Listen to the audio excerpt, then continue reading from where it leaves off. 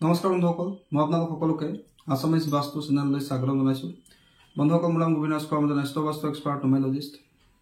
বন্ধুসকল, আপোনালোকৰ সুবিধাৰ্থে মই চেনেলটোত বাস্তুৰ সম্পৰ্কে, সংখ্যা তত্ত্বৰ সম্পৰ্কে, জ্যোতিষৰ সম্পৰ্কে, তাৰ লগতে আপোনালোকৰ বিভিন্ন সমস্যাৰ সমাধানৰ উপায়সমূহৰ সম্পৰ্কে মই এই চেনেলটোত আলোচনা কৰি থাকোঁ। গতিকে যদিহে আপোনালোকৰ মোৰ চেনেলৰ ভিডিঅ'সমূহ চাই ভাল লাগে, অনুগ্ৰহ কৰি মোৰ চেনেলটো ছাবস্ক্ৰাইব কৰিব, ভিডিঅ'সমূহ লাইক কৰিব, কমেণ্ট কৰিব আৰু যিমান পাৰে শ্বেয়াৰ কৰিব। বন্ধুসকল, আজি মই আপোনালোকৰ লগত এটা বিশেষ সমস্যাক লৈ আলোচনা কৰিবলৈ আগবাঢ়িছোঁ।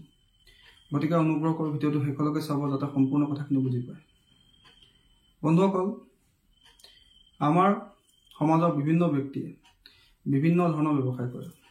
কাৰোবাৰ দোকানৰ ব্যৱসায় আছে, কাৰোবাৰ গাড়ী ব্যৱসায় আছে, কাৰোবাৰ অনলাইন ব্যৱসায় আছে, কাৰোবাৰ মুৰ্গীৰ ফাৰ্ম আছে, কোনোবাই গৰু ছাগলী পোহে। কিন্তু বন্ধুসকল, ব্যৱসায়ত এটা ৰিস্ক আছে যে সেই ব্যৱসায়সমূহ সদায় একেদৰে নাথাকে।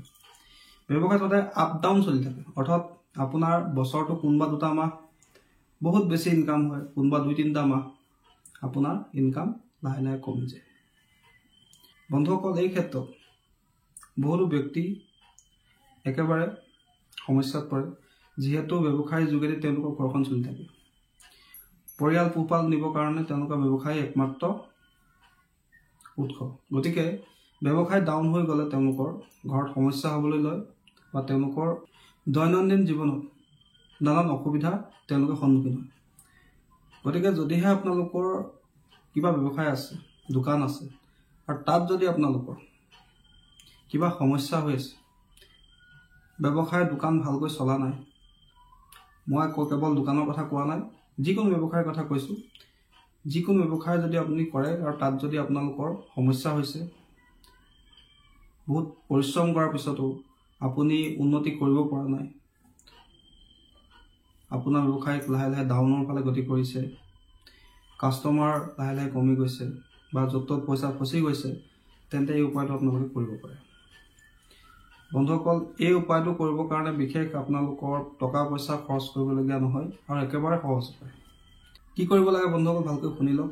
যদি আপোনালোকৰ কিবা ব্যৱসায় স্থান আছে, দোকান আছে, অফিচ আছে, ৱৰ্কশ্বপ আছে, গুদাম আছে, তাতো আপোনালোকে এই প্ৰয়োগটো কৰিব পাৰে। অন্যথা যদি আপুনি ঘৰৰ পৰা ব্যৱসায় কৰে, ধৰক আপোনাৰ কনষ্ট্ৰাকশ্যনৰ বিজনেছ আছে বা গাড়ী ব্যৱসায় আছে, আপুনি ঘৰৰ পৰা ব্যৱসায় কৰে বা অনলাইনত কিবা আপুনি ইম্পৰ্ট এক্সপৰ্টৰ কাম কৰে, অনলাইনত ব্যৱসায় কৰে, সেই ক্ষেত্ৰত আপোনালোকে এই প্ৰয়োগটো নিজৰ ঘৰতো কৰিব পাৰে।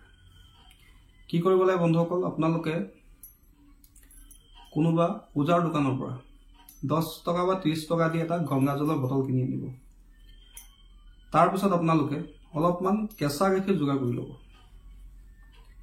অলপমান, বেছিকৈ নহয়, অলপমান কেঁচা গাখীৰ যোগাৰ কৰি ল'ব। গংগাজল আৰু কেঁচা গাখীৰ অকণমান আপোনালোকে গিলাচ এটাত মিলাই ল'ব।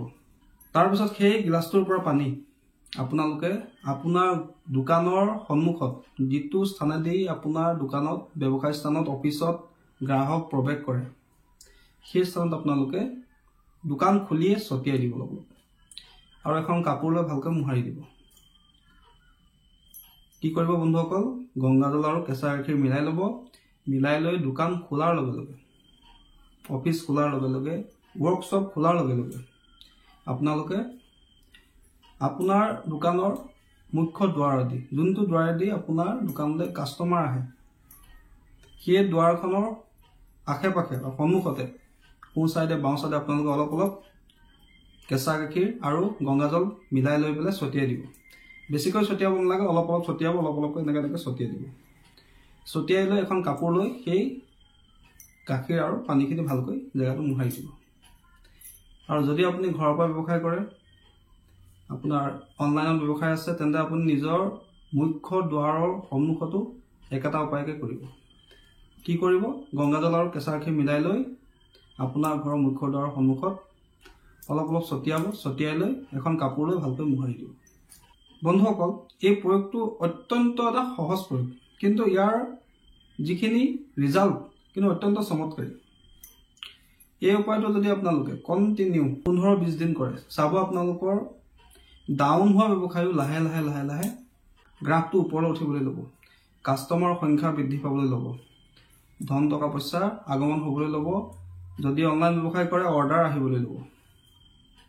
যদি আপোনাৰ ব্যৱসায়ত ধন টকা পইচাৰ সমস্যা হয়, কাষ্টমাৰ ৰিলেটেড কিবা সমস্যা হয়, ব্যৱসায় একেবাৰে ডাউন হৈ গুচি যায়, তেন্তে আপোনালোকে নিজৰ অফিচত, দোকানত, ৱৰ্কশ্বপত বা যদি ঘৰৰ পৰা ব্যৱসায় কৰে তেন্তে আপোনাৰ ঘৰৰ মুখ্য দুৱাৰৰ সন্মুখত কেঁচা গাখীৰ আৰু গংগাজল মিলাই লৈ ৰাতিপুৱাৰ সময়ত অলপ ছটিয়াই দিব। ছটিয়াই লৈ এখন কাপোৰে ভালকৈ মোহাৰি দিব। এনেকুৱা নহয় যে আপোনালোকে গোটেইখিনি একদম ঢালি দিব লাগিব, গোটেই তিয়াই দিব লাগিব, তেনেকুৱা কথা নাই। অলপ অলপ আপুনি ছটিয়াই দিব। আৰু এই প্ৰয়োগটোকে আপোনালোকে কণ্টিনিউ 15-20 দিন কৰিব। চাব আপোনালোকৰ কাষ্টমাৰৰ সংখ্যা দিনক দিনে বৃদ্ধি পাবলৈ ল'ব।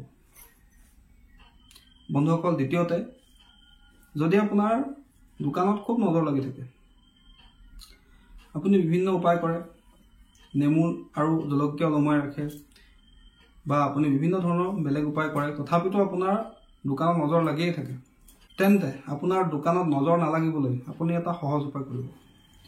1 গিলাচ পানী ল'ব আৰু সেই গিলাচটো চিচাৰ গিলাচ হ'ব লাগে, অৰ্থাৎ কাঁচৰ গিলাচ হ'ব লাগে।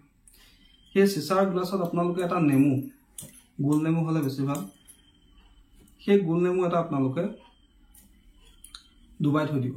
বন্ধুসকল, 3-4 দিনৰ পিছত সেই নেমুটো লাহে লাহে ওপৰলৈ উঠি আহিব, ফুলি যাব। তাৰপিছত আপোনালোকে সেই নেমুটো ডাষ্টবিনত পেলাই দিব। বন্ধুসকল, এই উপায়টো আপুনি কৰিবলৈ লওক। এটা কাঁচৰ গিলাচ ল'ব, কাঁচৰ গিলাচটোত সেই নেমুটো ডুবাই ৰাখিব। গোল নেমু হ'লে বেছি ভাল। আৰু 4-5 দিনৰ পিছত সেই নেমুটো যেতিয়া ফুলি পেলাই ওপৰলৈ উঠি আহিব, সেই নেমুটো আপোনালোকে ডাষ্টবিনত পেলাই দিব বা কোনো লেতেৰা জেগাত আপুনি পেলাই দিব। এই প্ৰয়োগটো আপোনালোকে কণ্টিনিউ কৰিবলৈ লওক। আপোনাৰ দোকানত কেতিয়াও কোনো কাৰণতে নজৰ নালাগে। আপোনাৰ নিজৰ দোকানখনক কাষ্টমাৰে হওক বা অন্য কোনো শত্ৰুৰ নজৰৰ পৰা বচাই ৰাখিবৰ কাৰণে আপোনালোকে এইটো সহজ উপায় কৰিব পাৰে। মাত্ৰ 10-20 টকাৰ এটা সৰু উপায় আপোনালোকে কৰিব। ইয়াৰ পৰা আপোনালোকৰ নিশ্চয় ভাল ফল লাভ হ'ব। তৃতীয়তে, যদি আপোনালোকৰ ব্যৱসায়ত চাৰিওফালে য'ত ত'ত পইচা ফচি যায়, দোকানৰ পৰা কোনোবাই বাকী নিয়ে কিন্তু বাকীখিনি আপোনাক সময়মতে ঘূৰাই নিদিয়ে, আপুনি বাকী বিচাৰি বিচাৰি হাইৰাণ হৈ গৈছে কিন্তু বাকীৰ পইচা আপোনাক কাষ্টমাৰে দিবলৈ টান পায়, যদি আপুনি বিচাৰে তেন্তে আজি দিম কালি দিম কৰি থাকে। এই ক্ষেত্ৰত আপোনালোকে আৰু এটা সহজ উপায় কৰিব পাৰে। বন্ধুসকল, আপোনালোকে কোনো পূজাৰ দোকানৰ পৰা কৰ্পূৰ কিনি আনিব।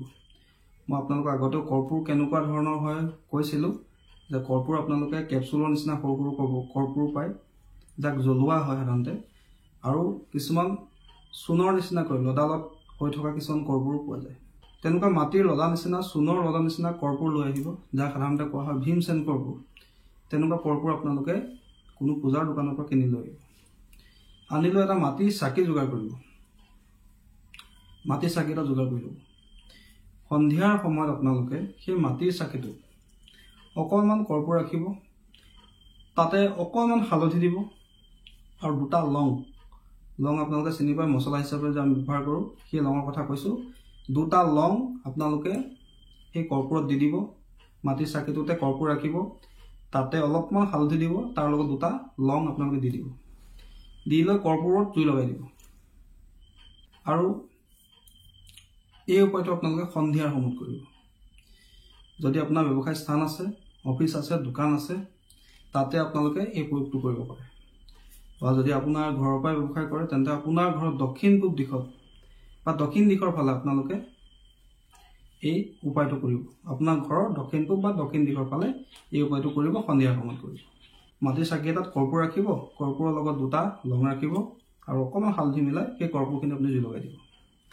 যিমানে সেই কৰ্পূৰখিনি ফুটিব, ফটফট ফটফট চাউণ্ড কৰিব, সিমানে আপোনালোকে জানিব যে আপোনাৰ মানি ব্লকেজখিনি, মানি এনাৰ্জি ব্লক হৈ আছে, সেই নিগেটিভিটিখিনি আপোনাৰ দূৰ হ'ব। আপোনাৰ যদি কাষ্টমাৰে পইচা দিবলৈ আছে, বিভিন্ন ঠাইত বাকী ফচি আছে, তেন্তে লাহে লাহে সেই ধন আপোনাৰ হাতলৈ আহিবলৈ ল'ব। আৰু এই প্ৰয়োগটোকে আপোনালোকে কণ্টিনিউ কৰিবলৈ লয়। বন্ধুসকল, 10-15 দিনতে ইয়াতো আপোনালোকে ৰিজাল্ট এটা দেখিবই, কিন্তু যদি ইয়াক কণ্টিনিউ কৰি থাকে তেন্তে আপোনাৰ ব্যৱসায়ত কেতিয়াও য'ত ত'ত বেছিকৈ পইচা ফচি নাযায়। যদি কাষ্টমাৰ বাকী লৈও সময়মতে আপোনাক বাকী দি থাকিব। মানি ব্লকেজ খতম কৰিবৰ কাৰণে, মানি এনাৰ্জি যদি ব্লক হৈ আছে, সেই ব্লকেজ খতম কৰিবৰ কাৰণে আমি এই প্ৰয়োগটো কৰিব পাৰোঁ। একেবাৰে চমৎকাৰী উপায়। বহুত ডাঙৰ টকা পইচা খৰচ কৰিবলগীয়া প্ৰয়োগ নহয়। চিম্পুল প্ৰয়োগ কৰি চাওক, ইয়াৰ পৰা আপোনালোকে নিশ্চয় ভাল ফল লাভ কৰিব। বন্ধুসকল, আশা কৰিছোঁ আজি যদি আপোনালোকৰ ব্যৱসায়ত হঠাৎ ডাউনফল আহি যায়, টকা পইচাৰ সমস্যা হ'বলৈ লয়, কাষ্টমাৰ সংখ্যা কমি যায়, য'ত পইচা ফচি যায়, নজৰ লাগে খুব, এই ক্ষেত্ৰত আমি কি কৰিব লাগে সেই বিষয়ে আজি আপোনালোকক মই জনালোঁ। এই উপায়কেইটা অত্যন্ত চমৎকাৰী উপায়। সম্পূৰ্ণ বিশ্বাস ৰাখি, আস্থা ৰাখি, ঈশ্বৰৰ প্ৰতি ভক্তি ৰাখি প্ৰয়োগখিনি কৰিব, নিশ্চয় ইয়াৰ পৰা আপোনালোকৰ ভাল ফল লাভ হ'ব। বন্ধুসকল, আশা কৰিছোঁ আজি আপোনালোকৰ ব্যৱসায় বাণিজ্যত যদি কিবা সমস্যা হয়, নচলা হৈ যায় ব্যৱসায় বাণিজ্য, তেন্তে আপোনালোকে কি উপায় কৰি নিজৰ ব্যৱসায় বাণিজ্য পুনৰ ভাল কৰিব, আপোনাৰ ব্যৱসায়ত থকা সমস্যাবিলাক দূৰ কৰিব, সেই বিষয়ে আপোনালোকে গম পালে। আশা কৰিছোঁ আপোনালোকৰ ভিডিঅ'টো ভাল লাগিলে, আশা কৰিছোঁ আপোনালোকৰ বিষয়টো ভাল লাগিলে। গতিকে অনুগ্ৰহ কৰি এই ধৰণৰ ভিডিঅ'সমূহ চাই থাকিবৰ কাৰণে অনুগ্ৰহ কৰি আপোনালোকে ভিডিঅ'টো লাইক কৰাৰ লগতে মোৰ চেনেলটো ছাবস্ক্ৰাইব কৰি কাষতে থকা বেল আইকনটো ক্লিক কৰিব, যাতে মই ভিডিঅ' আপলোড কৰাৰ লগে লগে তাৰ নটিফিকেশ্যন আপোনালোকে লাভ কৰে। ধন্যবাদ।